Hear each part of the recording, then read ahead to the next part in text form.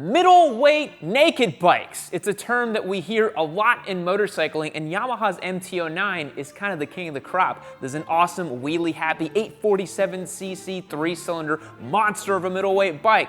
But what does that really mean? Well, in Europe, something like this might be considered a middleweight, a Z650. It's literally the middle between a Z400 and a Z900. 75-ish horsepower, feels pretty good to ride, it's a fun motorcycle, but if we go over to Italy, Ducati says, well, no, you're all wrong. This is a middleweight bike, right over here. This 955cc, 160 horsepower missile of a V2. So, let's be honest, what on earth is a middleweight motorcycle? Today, we're gonna find out on Yammie Noob.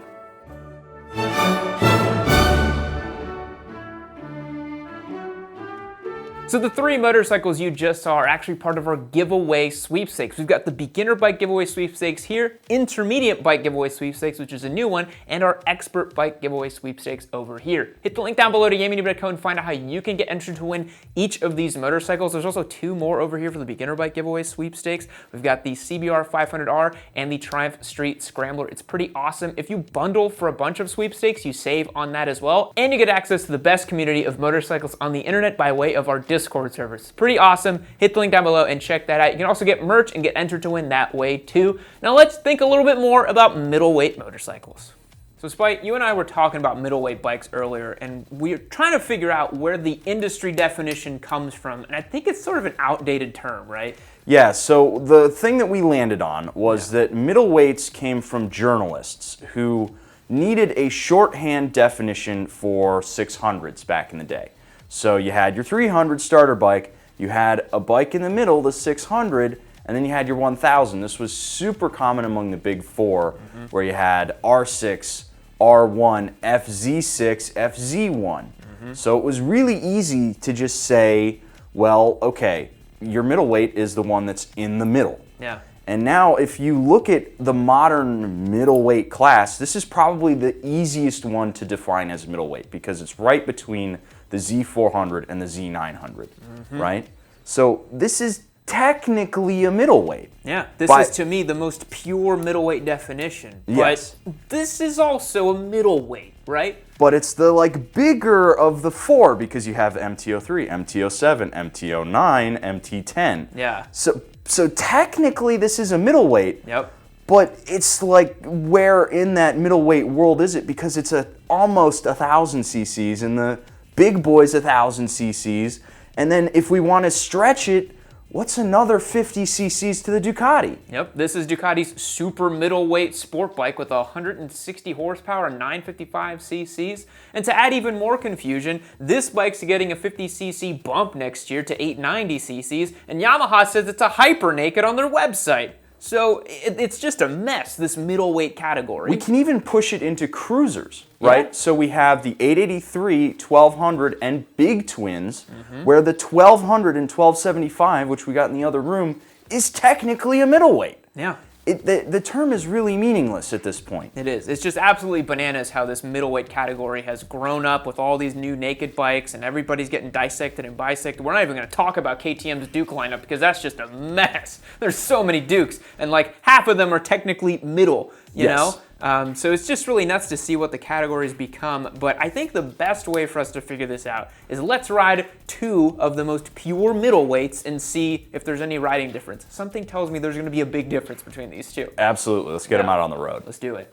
Taking off on these middleweight bikes, this is probably, I was going to say this is the dumbest comparison we've made. This is not the dumbest comparison we've made. Oh no, we've done dumber.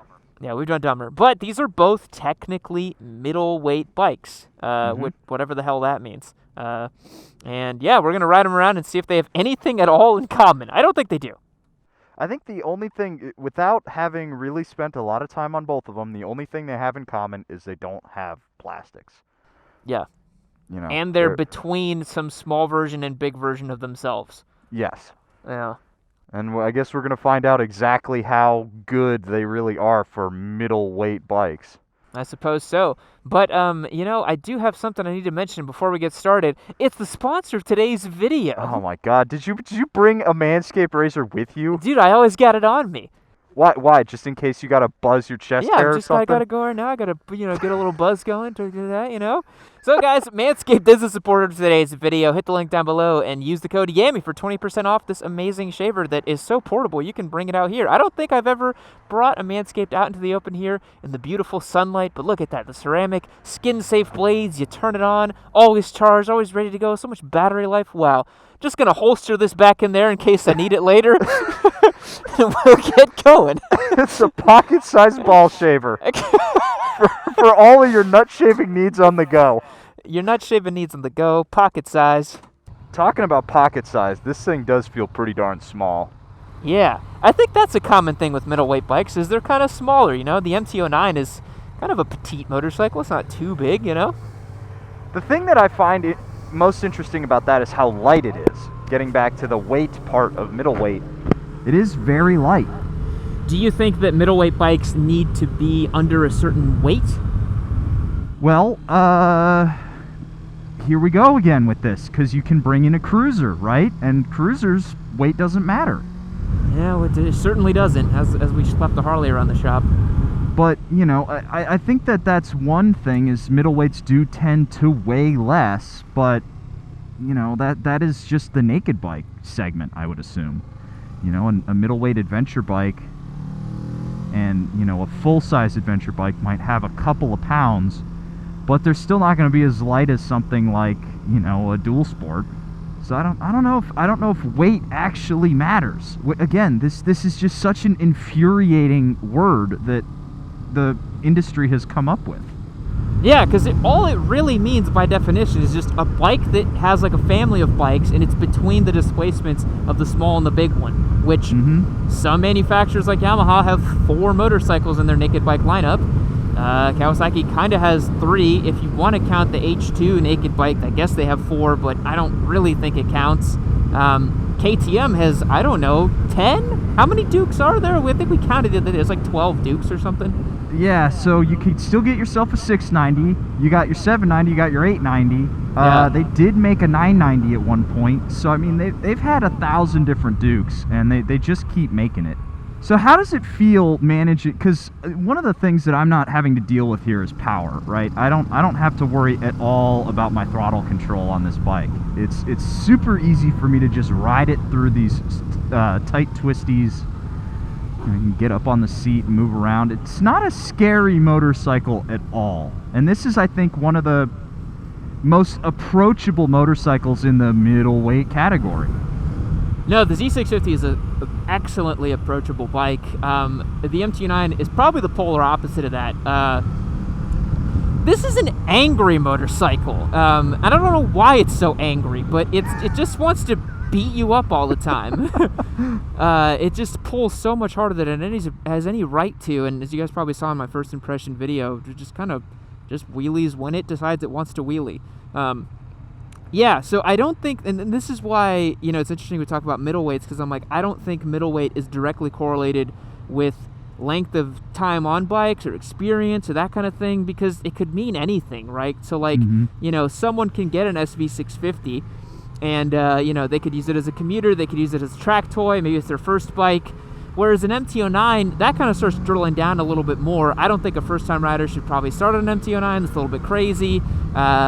They don't particularly make great track bikes, even though I know there's a lot of people who are masochistic and use them as such. But there's just too many bikes in the middleweight category for you to say that it's like a one-size-fits-all type of thing. What do you think? Yeah, I mean, it's couldn't be any clearer going around with both of these bikes. I mean, you have an extra cylinder, an extra 200 cc's on me. Yeah. And if we got into a straight line, you would walk all over me. I don't think I'd even know if you were going or not. No, it would be like this bike is standing still. Yeah. There have been some times when you've just kind of rolled on the throttle just a little bit, and I've struggled to keep up getting to this highway here. Yeah. I don't know. A middleweight, to me, has to be within some sort of power range. I just don't see any other way to describe it. Yeah, because if you just go off that thing where it's like it's a bike that's between two other bikes, that's just way too broad of a definition for middleweight. I kind of miss the days when it was just like you had a 300, a 600, a 1000. You're like, okay, 600-ish class is the middleweight, and we've been kind of using that as a shorthand until these new naked bikes started appearing and kind of segmenting the market even more. Because bikes like the FZ09, they didn't exist until about 6 years ago, but we're still using the middleweight moniker, you know, like decades later.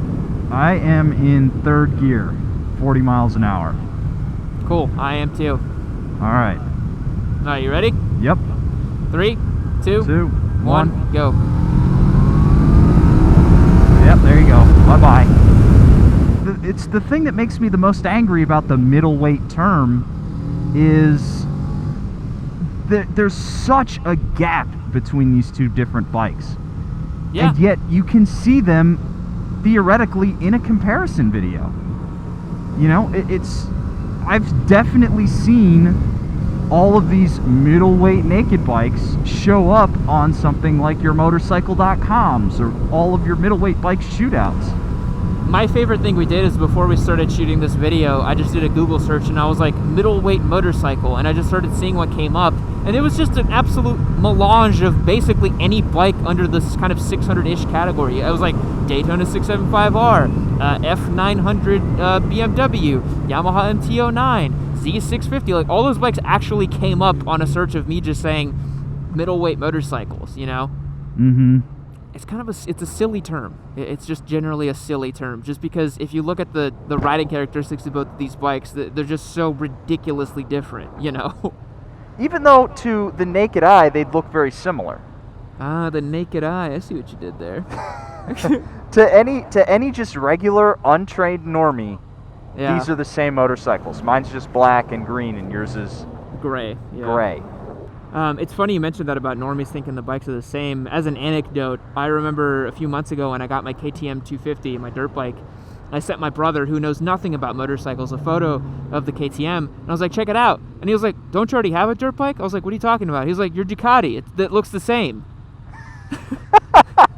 So all he saw was just kind of wire wheels, knobby tires. He was like, that's the same bike, you know? So honestly, yeah, people who don't know anything about bikes, they're all basically the same. They don't see any difference, you know? So middleweight could mean anything. So yeah, before we left, you were on this bike around the block, and does that have anything in common with the bike you're on right now? I mean, literally, the only thing that I would say is in common is the ergonomics package. And beyond that, there's basically nothing. They sit sort of similarly. Even that one sits more like a supermoto. Yeah. But that's basically all they have in common. The engine is completely different. The power delivery, completely different. Yeah. Like, that is a motorcycle that a beginner would get on and instantly nuke themselves on. When we say yeet themselves into the sun, whacking the throttle in first gear on this bike and not knowing what you're doing is just instant loop. Yeah, you'll literally just wind up with a FZ09 on your chest, which is not doesn't fun. sound comfortable. Yeah. And this thing, anybody could get on and ride it. I don't think somebody could get on that FZ09 with no experience and be safe. Yeah, you could probably survive, and that's the thing that a lot of people are like, oh, I got on this bike and I'm fine. It's like, yeah, I mean, you're technically, you survived the experience, but it doesn't mean you know what you're doing. And the funny thing is, you know, this class is creeping up in displacement too, right? Like, this is turning into an 890 next year. KTM's got their 890. I wouldn't be surprised if Triumph is just like, fuck it, 850cc street triple. You know, like, I don't know what they're gonna do. Because apparently now a middleweight is a 900cc motorcycle. I mean, the Z900, it's an 8... You know what I mean? The Z900 is a 947cc inline 4. It's actually plus-sized. Yeah, and again, that's why we can talk about something like the Ducati, right? Yeah. Because the Ducati's only 955 cc's. Yep, and the Z900's a middleweight, right? It's so crazy, man. It is a completely meaningless term. You're going to rip a big old wheelie. There you go. This bike scares me, I'm not going to lie. Came up on you a little bit there? No, it's just not gentle the way it wheelies, man. It pulls a wheelie. It's like Soviet Russian wheelie. Bike wheelie you know? It is funny because everyone talks about this bike like it's like the king of wheelies, but it's only because it can do wheelies really easily. There's tons of bikes that are way easier to wheelie than this thing. Like any 250 dual sport is a lot gentler and easier to wheelie than this thing. Like my dirt bike's way easier to wheelie than this thing. The sled's easier to wheelie. I mean, this will just do wheelies really easily. You don't have to try very hard. Like literally, look, in first gear, if I just front wheel's already up. If I just crack it a little bit more, you know, like it's stupid. So despite, after spending the day with these two motorcycles, I think we can agree middleweight is a dumb term. Yeah, it's completely meaningless. Yeah. So guys, if you're looking at middleweight bikes, you're gonna have to drill down a little deeper because it doesn't really mean anything. I think intermediate is a better word for these bikes. Because this can be classified easily as a beginner bike. I mean, we have it in the beginner bike giveaway for a reason.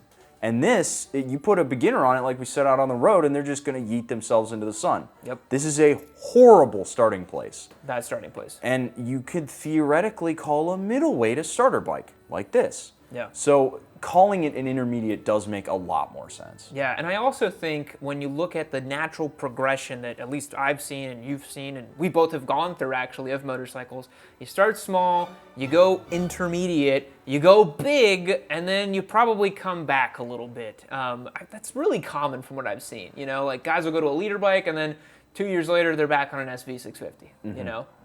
Just because they're more fun, they're more usable, and they're more, they're less manic. Yeah. You know? And so by saying you're in a middleweight, it's almost disparaging to the entire class of motorcycles because it's not an intermediate bike, it's a middleweight. Oh, it's your second beginner bike? Why are you going back to that? Second beginner bike, yeah. Because that's that whole stepping stone thing, right? Where like, oh, you wouldn't end on these bikes. These are stepping stone bikes. You're almost at the top of the mountain with the MT-09. You need to reach the MT-10. You need to upgrade. When you think about it, that's kind of consumerism, honestly. Like, the brands are kind of, I mean, KTM's doing it best, where they have like, hey, here's 15 stepping stones until you get to the Super Duke, right? Buy all of our motorcycles so we make profit on you for 15 different times, you know? But I also think that the idea of the stepping stone motorcycle and a finisher bike has completely changed over time. The idea that you need this big, crazy finisher bike was okay back in the day when a leader bike only made 115, 130, 140 horsepower. Yeah. This almost makes old school leader bike power. This is every bit as fast as an old school leader bike. Change my mind. Like, unless you're talking top speed, like this thing absolutely shreds. It's crazy. Yeah.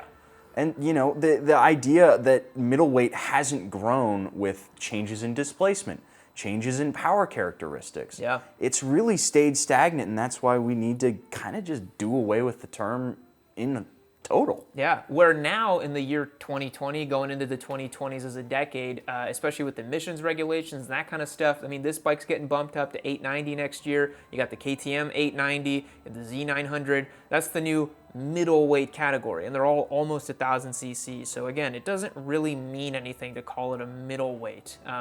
And this is sort of a new class, I think. This 900-ish cc naked bike thing is now the new kind of like intermediate street-level motorcycle, which is a bit goofy in my opinion. And now, you know, it's funny, taking it back a step, they all need traction control and electronics to just rein them in so people don't kill themselves on it, you know? They're starting to resemble leader bikes in that way, right? Yeah. Or like they all need wheelie control because they all just wheelie like crazy, you know? It doesn't really make a lot of sense to just constantly be increasing power. Because again, we're getting back to Speed Wars of the 90s, where you end up with a Hayabusa that is completely unrideable. Yeah. It just doesn't make any sense. And we all know only degenerates ride Hayabusas, such as myself. But it's funny we talk about all this stuff too, because we're looking at it from a very American perspective. If you take a step back and look at it globally, we get a lot of comments from, you know, Southeast Asian regions, Indian region, even Australian, to an example, where you have 125s and stuff like that. A 400 could be seen as a big bike in a lot of markets. You know, it's seen as like a proper fast motorcycle, whereas to us, for a lot of guys, are just like, don't even bother with the 400. Get a 1200 Sportster, right? Yeah, I mean, we were talking earlier today about the Duke 200 and the GSXR 250. Right? I mean, yeah, technically it is, and they're all too slow for an American rider. Yep. I mean, it's just, I understand the idea that, you know, yes, their cities are smaller, they have more regulation, but yeah. It's also a wealth thing. Let's be honest. Yeah. Like a lot of these markets are unfortunately much poorer, and these bikes are expensive for a lot of people. You know, this even for an American, this is like a $9,000 motorcycle. And I've had comments, people being like, "I make $5 a day." You know, like how the hell am I ever going to afford that? And that makes sense. You know, and so 125s, 200s, those are the bikes they kind of ride. And when you look at Europe with their A1, A2 systems, you know, an MT-07 is a finisher bike because it's outside of the A2 regulations, right? Yep. A 400 is an A2 bike. So I think we have a bit of a distorted sense here in America, for sure, when it comes to this stuff. And I think the main thing that you need to take away from all of this, kind of to skew towards wrapping up, is you don't want to look at necessarily your displacement and be like, this is middleweight. You need to look at your displacement within your category. Yeah. Because your category is going to tell you a lot about where you are. Yeah. So for example, a cruiser, a 1200, right in the middle, or kind of even on the bottom end, like we were talking earlier. It's just, you can have a 1200 cruiser be your starter bike. Yeah. Theoretically. But you gotta have that sort of expanded vocabulary of motorcycles, otherwise you're gonna get a lot of comments like we see where it's like, oh, that bike's an 847cc, that's a small bike, that's a girl's bike, that's this and that, because you're so used to maybe a cruiser mentality. Or, you know, maybe you're used to leader bikes and you're like, holy hell, the Harley's got a 1600cc engine, it must be dirt fast, and it's not. It's just kind of torquey and it's slow, honestly. So again, you gotta look at that category and really see things beyond that lens. And I feel like that's a good place to wrap up. I agree. Yeah, so middleweights, let's not use that word anymore. Intermediate makes more sense. And just like that, when you least expected, Cowboy Yammie is back at it once again. Why don't you click this video right here, you let me know what you think of it, okay? Leave me a nice comment, subscribe to the channel, leave me a like, do all those nice things, and y'all have yourselves a good day.